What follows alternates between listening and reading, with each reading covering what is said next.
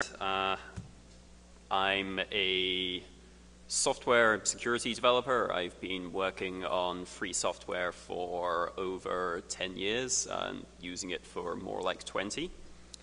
I'm going to be talking to you today about something that we don't normally think of in a huge amount of detail, which is that while we understand the role of free software in terms of operating systems, and we understand the benefits that users obtain from running free software instead of proprietary software as their operating systems, the additional flexibility, the additional security, the not being tied to proprietary software vendors.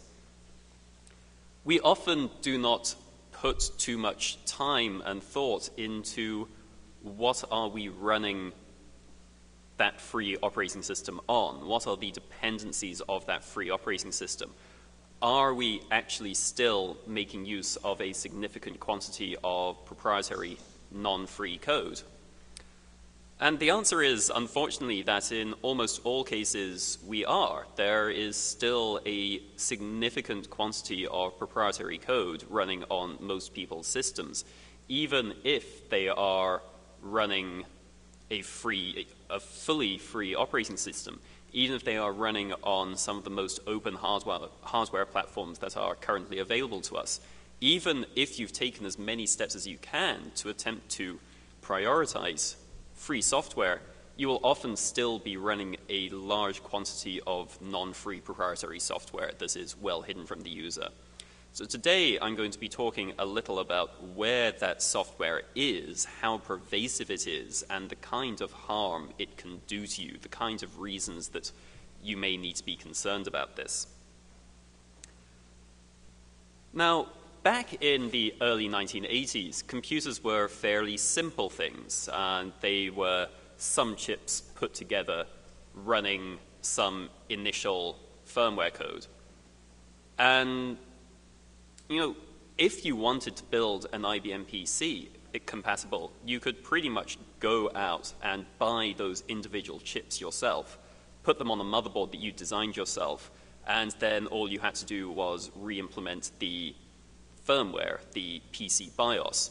And this is what a large number of additional companies did over the 80s. Compaq were the first to produce a completely non-copyright infringing reimplementation of the PC BIOS and released systems like this. But obviously they were still running their proprietary firmware. There wasn't any focus in reducing that. And as time's gone on, computers have become more and more complicated, and the number of places where we can hide proprietary firmware increases, because these days, a computer is not merely a single computer. There is not merely one chip on your computer that's running software. There are many, many computers inside your computer. And the number of computers inside your computer may, in fact, surprise you. And I'm going to be going through a list of where some of these are. And in almost all cases, these computers run non-free code. Now, if it weren't bad enough that this code were being hidden inside chips where you didn't even think about it, if you somehow do realize that these chips are running their own software, that these chips are running non-free code, even if you manage to obtain the code, you don't have any rights to examine it. You don't have the rights to improve it, to share those modifications with your friends or your neighbors. These restrictions mean that you're directly harmed. We frequently, working on operating system kernels and drivers, find bugs in these pieces of firmware, and we're not able to do anything about them. The best we can possibly hope for is that the device manufacturer may choose to make an improvement, but often they won't. And without that ability, without the right and the opportunity to make those improvements, computers work less well. Computers are not as effective. There are things that we simply can't do with computers. And in some cases, those bugs are merely things like your computer may use some more power, or in some cases, those bugs are things like your computer may occasionally crash. But in some other cases, those bugs may be things like, my computer no longer respects my privacy. My computer is willing to pass my personal data on to other people. But to begin with, we need to get an understanding of just where these additional computers are, where we can find them inside our computers. And the first of these is something that is present on pretty much every single laptop produced in the past 20 years. Not even just PC-compatible laptops, but all laptops. Something that's present even in many desktop systems. It's something called an embedded controller. Now, the embedded controller is typically a small microprocessor called, from a family called the 8051, after the first implementation of this a very long time ago, from before I was born. But these chips sit on your laptop motherboard, and they have a large number of inputs and outputs. And then they run some code that takes those inputs and then changes the outputs. So an example of this might be when you flick the switch to enable your wireless card, the embedded controller will detect that that switch has changed and will send a signal to the wireless card telling the wireless card to turn off its radio. And it will send a signal to an LED telling that LED to turn off to indicate that the wireless has been disabled. And there are various other straightforward things that it does, like the embedded controller will listen to another chip that produces temperature readings, and it will take those temperature readings and then, based on the temperatures and some policy that is embedded within the software that it's running, the embedded controller will decide to turn a fan on or a fan off or change the speed of a fan. Now, this all sounds reasonably harmless, but on modern systems, the embedded controller is often also the thing that takes the inputs from the keyboard and turns those into something that the operating system can understand.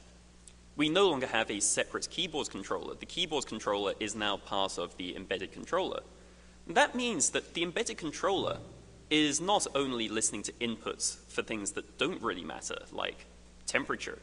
The embedded controller knows every single key that you press. Now, for instance, imagine that you have a computer and every time you boot it, you type in a disk password in order to ensure that your data is only decrypted if you have access to the laptop. Now, you would think in advance, well, as long as I verify that my bootloader hasn't been tampered with, as long as I verify that my kernel is okay, then I can type that password and feel secure. But what an attacker could do, if they have brief physical access to your system, is replace the firmware in your embedded controller with firmware that records the first, say, 256 keys that you type after you turn the system on. So you turn your laptop on, you maybe hit enter in grub to tell it to boot an operating system, and then the next keys you type will probably be your disk password. And if the embedded controller then stores those in the small amount of RAM it has, it could be programmed to later retype those, to play those back out as if you were hitting the keys again. And this would allow an attacker to obtain your disk decryption passphrase even if you thought you were being completely secure. So the embedded controller is an example of a chip that we typically ignore from a security perspective, but where the non-free code it's running has significant security implications. We've seen cases in the past where these chips have had strange behaviors, where HP released a range of laptops where if you wrote to the embedded controller too often in a specific way, the embedded controller would turn the fan up to maximum and then turn off the CPU. And we never knew why they were doing this. As far as we could tell, we were accidentally filling up a buffer somewhere, and then it overflowed, and it was a bug. But when you get into this kind of strange behavior, it's very easy to start becoming a little more paranoid, a little more concerned about whether this code might be doing other things that you would really prefer it not to be doing. So the embedded controller is perhaps the most long-standing example, since embedded controllers have been present on systems since the 80s and 90s, and that code has been non-free the entire time. It's also very, very hardware-specific. You can't typically take the embedded controller firmware for one system and run it on another, because it depends entirely on how the wiring on the motherboard's laid out. Anyway, these days, the CPU itself is also running non-free firmware. And the case that you might think of to begin with is, for instance, on Intel chips, there's microcodes that can be uploaded to the chip at runtime. And this allows bugs in the CPU to be worked around. Sometimes a very unlikely series of circumstances will result in the CPU giving you the wrong answer. Microcode updates can often be provided that fix this. But microcode updates are encrypted. They're things that are signed by Intel and encrypted such that it's not possible for you to examine what the microcode does. The only thing that's able to decrypt the microcode is the CPU itself. So you have to trust that this microcode update does not have any unfortunate things in it. For instance, theoretically, it would be possible for the microcode to alter the behavior of the random number generator that's present in the CPU. You could have microcodes that listen for a very specific series of instructions, and if it received those instructions, started giving predictable numbers for the random number generator. And then suddenly any keys you generate can be reverse engineered by whoever has control over this. The fact that we can't examine this microcode means that while we have no particular reason to believe that Intel are doing this, we have no way to verify that they're not. But in addition to this microcode, modern CPUs often have additional CPUs on the CPU. There will often be a small controller, and my understanding is that on modern Intel CPUs there's even a small ARM that is used for doing certain types of power management, certain types of monitoring. You have a small chip that runs its own code that looks after the rest of the CPU, that makes sure that bits of the CPU can be turned off and then turned back on again. On ARM system-on-chip devices, you'll often find something on the order of 7 or 8 or 9 different ARM cores on the same SoC, all performing slightly different tasks. The GPU, the graphical hardware on your system, is another example of this. Modern GPUs are incredibly powerful. Modern GPUs will consume significantly more electricity than the CPU, than in many cases the rest of the system put together. They're capable of performing very complicated calculations, but they're also capable of obviously reading anything that's on your screen. They're capable of modifying what's on your screen, and they're capable of, unless you are very careful in your security setup, they're capable of reading and writing to arbitrary memory on your system. They can reach in and copy stuff out of somewhere and then put it somewhere else. They can modify the running operating system. They can take a process and modify it so that it's now running as root, whereas previously it wasn't. And that kind of thing can be mitigated with I/O MMU setups, things that allow us to restrict the areas of memory that PCI devices can speak to. But the firmware that's running on the GPU is, complicated. There's a lot of it. It does a lot of things.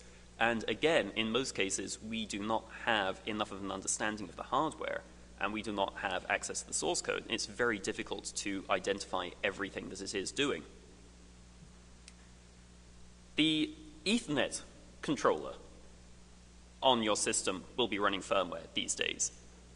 And the Ethernet controller obviously sees every network packet that goes through your system. Again, we have to trust that firmware because, like with the GPU, it's able to modify system memory if we don't have an I/O MMU setup. But it's also able to, even with strong security, modify network packets. When you're communicating with a website, it would be possible for the Ethernet hardware to modify the data you get back from the website unless you're using HTTPS. If it's not encrypted, the Ethernet hardware is completely capable of intercepting everything that's going on here. Your hard drive, or your SSD, runs firmware. A modern hard drive will, again, often have several ARM CPUs on it, performing various tasks. Now, in one case, somebody demonstrated that they were able to take their hard drive and then access the console on it and identify how to upload new firmware. And they were able to cause their hard drive to boot Linux. I don't mean that they installed Linux on a hard drive and then their desktop booted off that. The hard drive itself ran the Linux kernel. This is the kind of flexibility we're talking about. Even devices that we think of as uninteresting are able to run very complicated software. Another example that he came up with when he had access to this firmware was to be able to perform a series of operations that made data appear on the hard drive and then made it disappear again. If you tried to read from this location, the hard drive would simply give you zeros back unless you'd run the correct series of commands beforehand. Now, this sounds great for people like us because perhaps we can then hide data on the hard drive that is more difficult for hostile actors to obtain. But if someone else has the ability to do this, then you could imagine, for instance, that they could hide criminal material on your hard drive, and you'd have no idea it was there. You'd be able to scan your entire hard drive looking for this and find nothing. So you think you're fine. And then as you're crossing a border, or if your laptop's taken away for any other reason, a series of commands could be sent to your hard drive which will cause this data to reappear. And at that point, suddenly, you're guilty of having illegal material on your hard drive. And it would be very difficult for you to defend yourself against that. It would be very difficult to say, someone else put it there and then hid it so that I couldn't find it. That doesn't sound like something that the police would be too likely to believe. So not being able to examine that data, not being able to examine that code, means that you have these concerns. You have no way of knowing for sure that your hard drive is acting in your best interests. It's possible that your hard drive is actively hostile to you, that it's just waiting for an opportunity to be used against you. But okay, hard drives are big, hard drives are expensive, hard drives have to be high performance. So you would expect that potentially a hard drive would be running complicated software. SD cards run their own firmware. SD cards will typically have a small ARM device in them. Every SD card is capable of running software. And in the same way that you have to trust your hard drive, you're trusting that every single one of those SD cards is not modifying data that you put on there. Imagine someone asks you to please give them a copy of your SSH public key so they can give you access to a system. And you say, sure, and you copy the public key onto an SD card, and then you hand them the SD card. The SD card is intelligent enough to be able to see that you're writing something that looks like an SSH key, and then change it.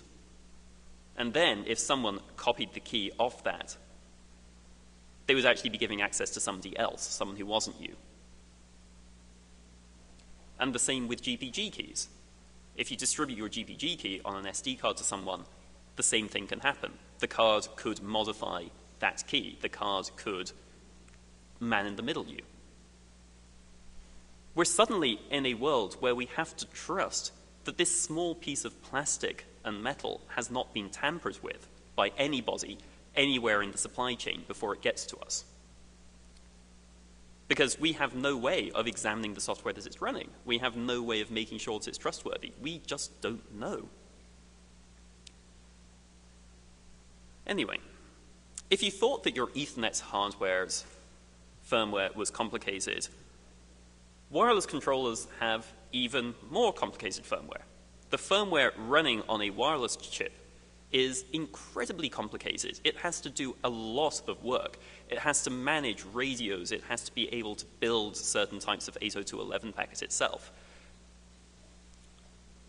This is a case where we've seen huge numbers of firmware bugs, where it's been very difficult for us to do anything particularly meaningful about that, because the firmware just doesn't work. Sometimes the firmware will corrupt data, sometimes the firmware will hang the card, and we have to try to work around that in the driver. We can't fix it because we don't have the source code. But we're also, again, trusting that the firmware is not malicious. And again, we have no real way of knowing that for sure. We don't have a fundamentally good reason to trust it.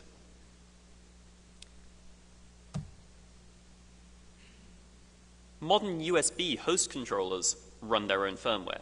This is a problem for the Core Boot project. If you want to bring up a working USB controller on an AMD motherboard, you need to download a blob of non-free software to it at hardware initialization time. Otherwise, it just doesn't work.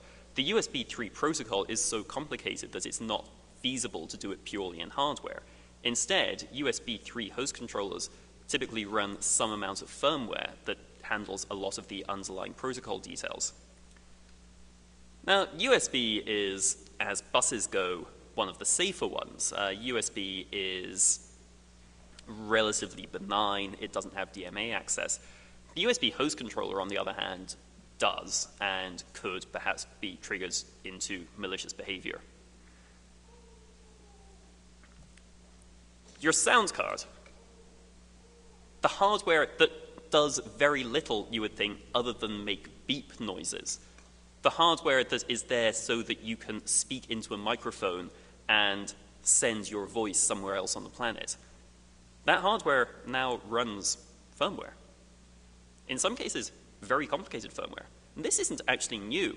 Back in the late 90s, there were various pieces of hardware that, even then, sound cards were already running firmware on digital signal processors.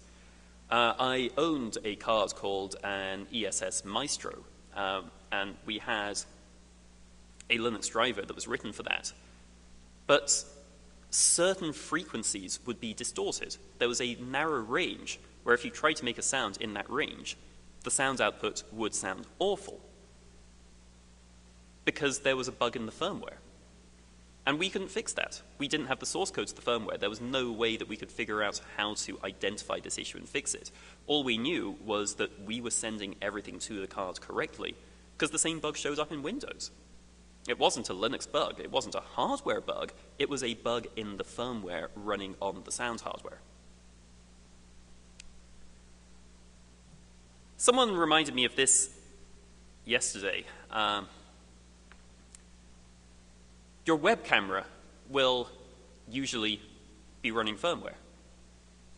It has to do things like automatic white balancing in order to adjust for how much lighting there is in the room, because software is really bad at doing that, so we do it in the hardware instead. Except we don't do it in the hardware, we do it in the firmware. And often, the firmware that controls the webcam is the same thing that's responsible for the little light turning on next to your webcam when you use your webcam. If that firmware can be modified, then it's possible for someone to, in many cases, do it in a way that allows them to turn on your webcam without the LED turning on, which is clearly somewhat concerning. And the same way for sound cards. It's often the firmware that's responsible for turning on any LED that indicates whether the microphone is muted or not. If an attacker modifies that, then it's possible for them to record you without there being any visual indication of that. And, you know, we have Bluetooth controllers. Fun thing about Bluetooth controllers is they're often the things that hold the pairing keys, the idea of which devices should be allowed to talk to each other. If someone replaces your Bluetooth controller firmware with malicious firmware, it's possible to obtain those keys and then copy them somewhere else. And then, once they've done that, anybody can intercept and man in the middle and replace the connection between, say, your phone and your laptop. And this will all look okay because the attacker is pretending to be a device that your phone trusts. There's no reason for it to be unhappy about that. We trust the firmware here to store this stuff in a way that isn't going to cause any problems.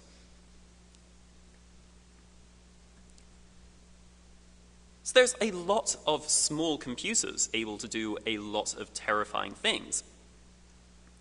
And obviously, there's also the system firmware. The system firmware in some ways you might think might be less terrifying, because all it has to do is initialize the hardware when you first turn the computer on.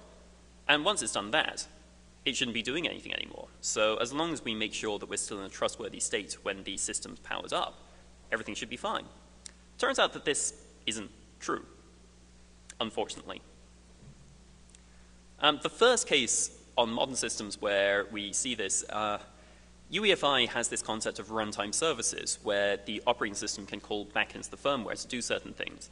And we need to do this, for instance, to tell the system how to boot. We need to do this in order to say your bootloader lives here. And that code, again, we're trusting not to do anything malicious, but there's nothing stopping that code from attacking the operating system that it's running on.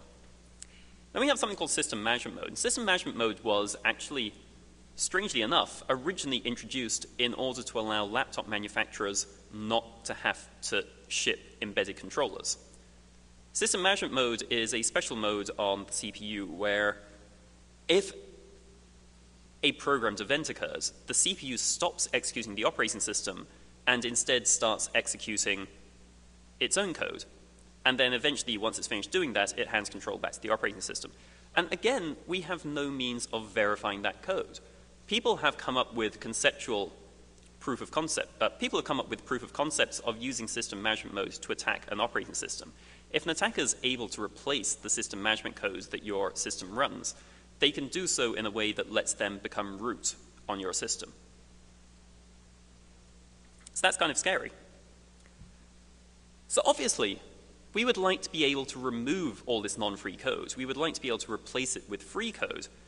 And that's not particularly easy to solve, sadly. For system firmware, you can often, well, I say often, if you have the right hardware, and the right hardware right now is basically some ThinkPads, you're able to replace the system firmware with LibreBoot. And LibreBoot is a completely free implementation of system firmware. You can install that, and then your system will only execute this free firmware. And once you've got that there, you can still use it in exactly the same way as you would previously. It's possible to use LibreBoot to boot GNU Linux. It's possible to use LibreBoot, if you want, to boot Windows. But by using LibreBoot, you immediately step away from having to run this proprietary firmware on your system. All the other proprietary firmware is still there. The stuff in the embedded controller is still there. The stuff in all your PCI devices is still there. But the system firmware, the largest single blob, is now running code that you can examine, code that you can trust. For Wi-Fi devices, some old Broadcom chips have free firmware available. A research group in Italy wrote some firmware so that they could do analysis of Wi-Fi, so that they could change the firmware, change the behavior of the device, and then prototype various improvements to the protocol. Unfortunately, the only ones supported by this are very old. They're, I think, all 802.11b devices. I don't know that even any of the 802.11g ones are supported by it.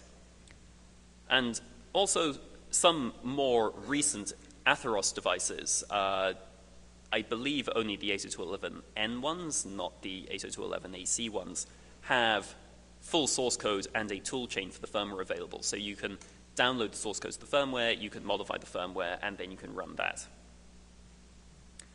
As far as GPUs go, the Nouveau project reverse engineered the firmware running on a large number of NVIDIA devices and have implemented a fully free version of that. So if you're using Nouveau on the majority of NVIDIA hardware, you're running completely free firmware on your GPU. And again, you can look at everything it does, you can satisfy yourself that this is not doing anything to make your life worse, and that's great. Hard drives, not really so much yet. There's a group called, there's a project called the OpenSSD project who are writing a complete free SSD firmware for a controller. But again, that's more of a research project than something you would run on a daily basis. But there's hope that this will turn into something where you will be able to buy hardware that's running OpenSSD firmware. You'll be able to buy hardware that you can trust. But for everything else on the list I gave you earlier, you're still running non-free firmware, and that's not really particularly good. That's something to be quite concerned about. And one of the issues here is that manufacturers have heard about these security concerns. They've heard that an attacker might replace the firmware on their device and subvert its behavior. And so they've decided to stop this. They've decided to design their hardware so it's not possible for a malicious user to replace that firmware. And they've done this by designing the hardware such that when you upload the firmware to it, it checks that it's cryptographically signed with a trusted key. And if it's not, then it refuses to run that firmware. It refuses the upload.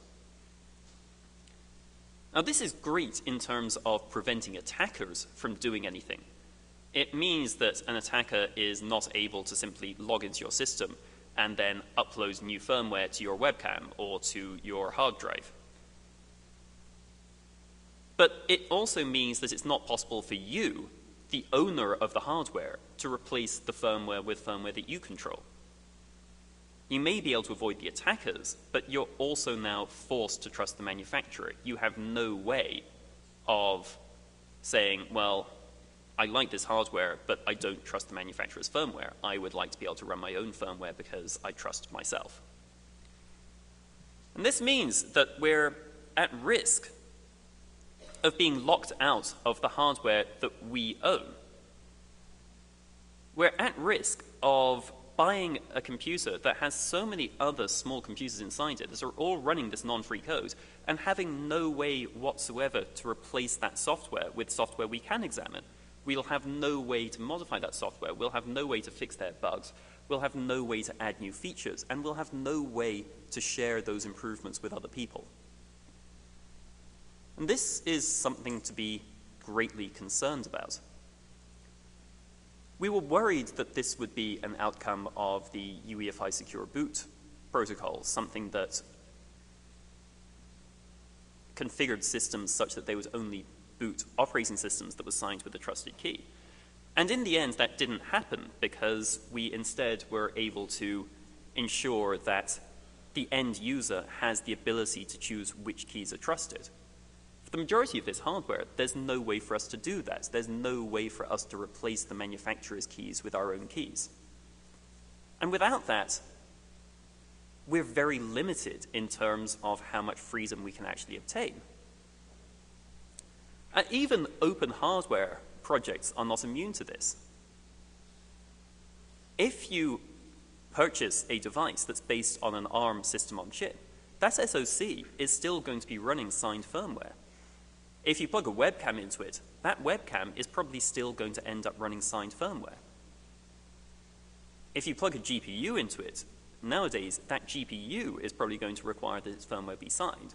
Merely replacing hardware components with components that are more friendly to free software does not make this non-free code go away.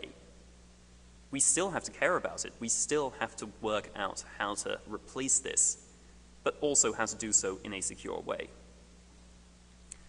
Now, so far, I've mostly been talking about consumer devices. Things actually get a little more terrifying in the enterprise server space. If you buy server hardware, you're typically buying something that has what's called a BMC, or a baseboard management controller. It's a device that speaks the IPMI protocol, which is something that allows you to do things like turn the computer on and off remotely, to query its temperature values, to find out whether it's healthy, to even update the firmware on it. And for most manufacturers, this controller is an entirely separate computer running a Linux kernel, and usually a GNU userland. You have an entire separate computer that's capable of having code compiled for it and copies onto it and executes it. Now, in the past, the manufacturers of these devices were very poor at license compliance, and there was a lawsuit against one Supermicro in the mid to late 2000s that resulted in an agreement being reached where Supermicro would provide the source code for any GPL components on their devices. But there's still a large quantity of non-free code running on these machines. And these are sufficiently integrated into the boot process of systems that they can do a lot of really malicious things. For instance, they can provide, you can upload an ISO image to them, and then they will present that ISO image as a fake CD drive. And the idea here is that that allows you to install operating systems on a server without having to go into the server room. You upload the CD image, you boot it, and then it shares your video hardware over the network in a web browser, and then you can do the installation without having to visit the server room. A hostile user can use this to replace the software running on your system. They're capable of modifying firmware settings. On IBM systems, the management computer is able to replace the secure boot keys. An attacker with access to the BMC is able to add their own key to the system and then attack your operating system in a way that secure boot would otherwise have prevented. Your security has potentially been reduced by this security feature in the device. But perhaps most scarily, there's often tight integration between the firmware running on the server itself and the firmware running on the BMC. And they can communicate with each other via system management mode. And when the controller, so you can have situations where the controller can send a request basically to the host saying, please give me a copy of the memory at this address. And then the CPU will go into system management mode, the CPU will read that, and then the CPU will write that back to the management controller. So it's possible for the management controller to obtain passwords this way. If an attacker has access to the BMC, they can potentially obtain passwords from the host. If they're able to write to memory, then they can not only obtain passwords, they can also, again, change the privileges that users have. It's possible for them to open a backdoor that will allow them to get into the host as root. The security of these devices is remarkably poor. There was one case where Supermicro BMCs were discovered to be running a UPnP server that had not been updated by Supermicro in 4 years, and which was another 4 years out of date anyway, that had 3 separate known remote code execution bugs. 3 publicly known for several years ways for attackers to cause these devices to behave inappropriately. Now, thankfully, these are almost entirely segregated to the high-end server market. But these days, even laptops have some functionality like this in many cases, something called the Intel Management Engine, which is a separate small device that's part of the chipset that's running its own software stack that listens for requests on the internal Ethernet port and steals all packets that come in on a specific port. If you have this enabled, and if you connect to, I think it's port 60,022, something in that range, on your laptop, then you'll get a web server. And that web server is running on an operating system that isn't whatever operating system you've got installed on your system. You have a device built into your laptop, assuming it's a high-end laptop. This is mostly, again, enterprise laptops rather than consumer laptops. And that lets you do things like turn the power on or off, but it also supports exporting the screen from the host operating system over the network. Now, the firmware allows you to turn this off, and by default, it's shipped in a disabled state. But it's very difficult to verify that it's actually disabled because, again, this firmware is encrypted. This firmware is not straightforward for us to examine. And if we do find any security issues, again, we have to rely on the manufacturer to provide an update that has them fixed. We're not able to ourselves. And this is a fairly broad issue. It's one that affects a large number of us, and it's one that really affects our ability to place meaningful trust in the computers that we own, because even though we own them, we do not have permission to modify them as we see fit. We do not have the right to examine how they work and make improvements. We have no way to know that these computers that we have to use every day are actually trustworthy. And until we have a way of handling that problem, we're going to have to remain living in some degree of fear that our computers are potentially ready to be used against us. Thank you.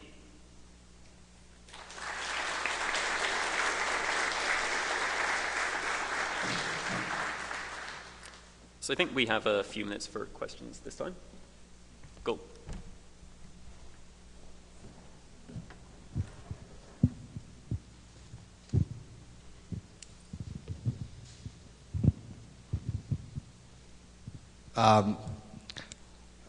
Do you think IOMMU is an effective way of protecting the CPU from peripheral devices, and even though we might not trust the CPU or the IOMMU itself?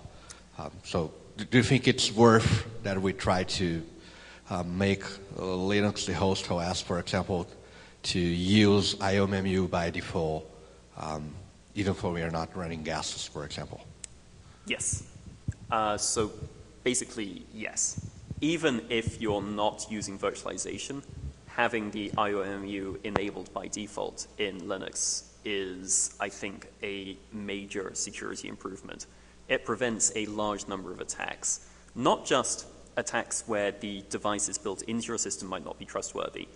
If you don't have it enabled, then if your laptop has an express card slot or a Thunderbolt slot or a FireWire slot, then if your screen is locked and your laptop's just sitting there, someone can come along, plug a device into your computer, and then use DMA to disable your screen lock. They can just overwrite the lock state and tell it to stop displaying. I haven't seen this demonstrated on Linux-based systems, but I've seen this demonstrated on Apple hardware and used to circumvent the OS X lock screen. With an IOMMU enabled, that's not possible. So yes, it's very important for us to ensure that free software operating systems use the IOMMU by default whenever possible.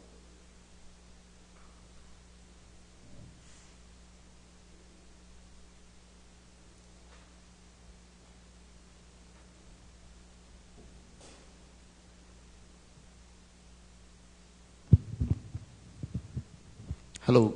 I would like to suggest that us as the free software activist community should form a global task force to reverse engineer all of this stuff.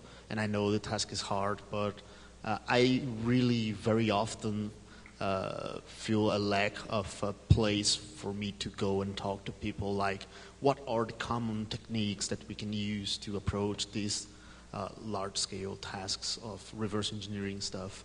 And I know this is hard to do, but some of us know how to do this stuff, and we should engage together in that. And I'd like to hear a bit about that from you. Yeah, I think many people are at some level aware of this as an issue, but you're right that there's very little concerted effort to fix it in the wider scale. The core boot and LibreBoot communities are obviously working very hard on this at the system firmware level, but for all the other pieces of firmware, there's very little active work being done. And as you say, there may be a lot of people who have the skills and interest to do this and just feel that in the absence of an existing community, it's too much effort to start themselves. it would be nice if someone would just create that community. If what you're asking is, will it be me? Probably not, unfortunately. But yeah, I would love to see more people working on this. It's a very important part of maintaining control over our hardware.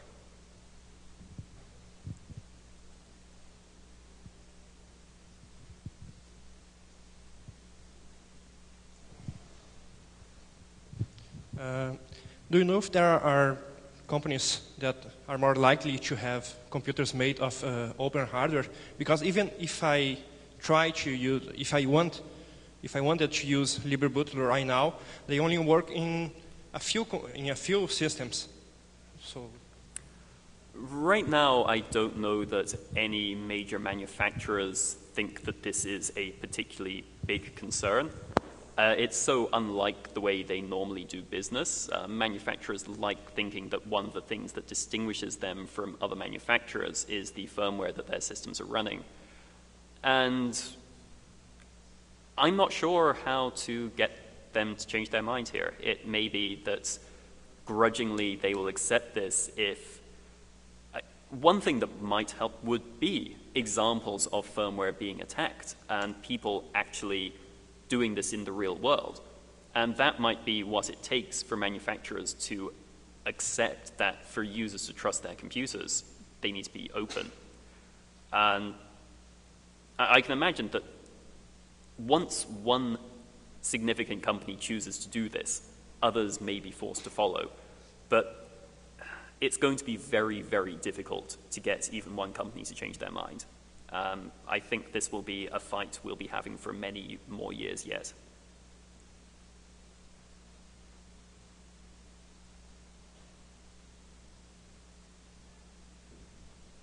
Hello? Oh, okay.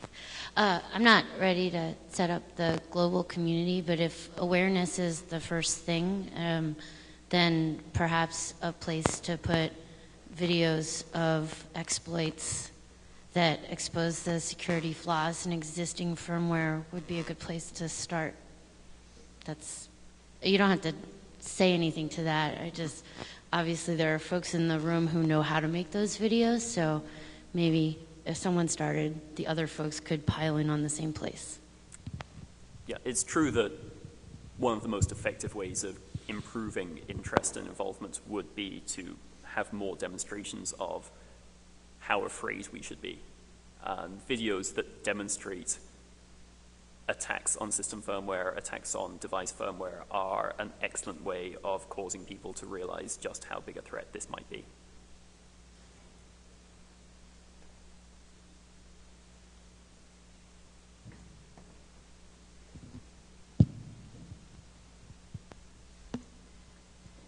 And I think we have time for this question, and then we're out of time. Well, just kind of answering the other question about manufacturers doing anything about that. IBM has OpenPower. Not sure if you heard about that, but they're distributing some of the firmware source code, which does the bring up in some of their OpenPower models.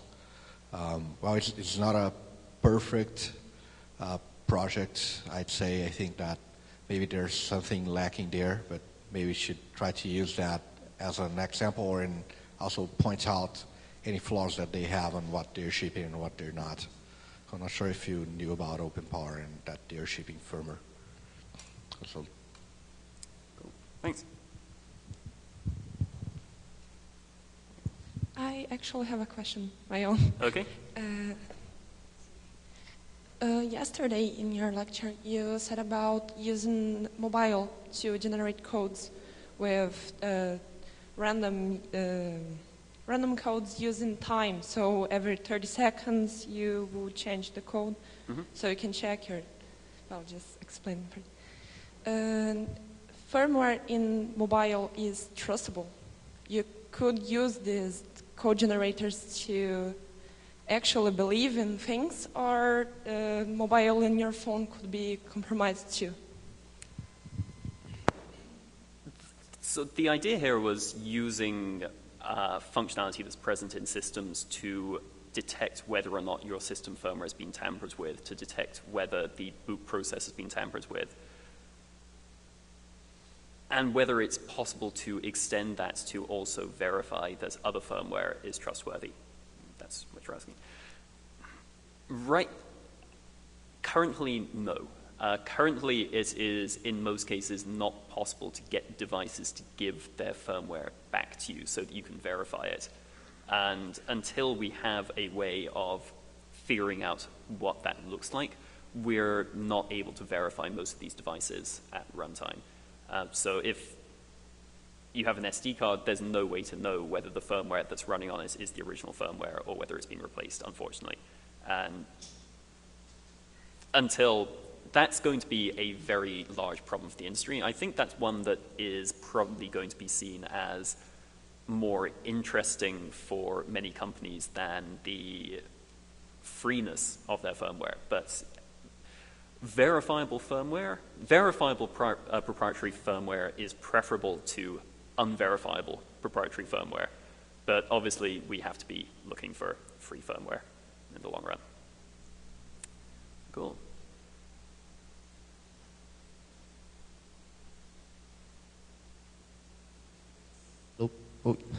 So this is one of the reasons why we have fully free distros like Fisl or other distros endorsed by the FSF, which do not include loading those firmware from the kernel. Are these distros somehow affected still by some of these issues? Yes. And how should we feel about it? A lot of these devices have this firmware in flash on the device. It's not firmware that's loaded from the operating system at boot time. It's firmware that is embedded within the hardware. So even if you're running a fully free blobless operating system like Fisl or anything using the Linux Libre kernel, this is still a threat. And in some cases, Linux Libre is... There are wireless cards that do not require firmware to be loaded at runtime, but that usually means that the firmware is hidden inside the chip. It's even harder for us to see it because we're not handing it over to the chip at boot time, and that means that the analysis is even more difficult. So in some ways, encouraging people to buy hardware that doesn't need runtime loaded firmware can be even more dangerous because it's even more difficult for us to replace that firmware with a fully free replacement.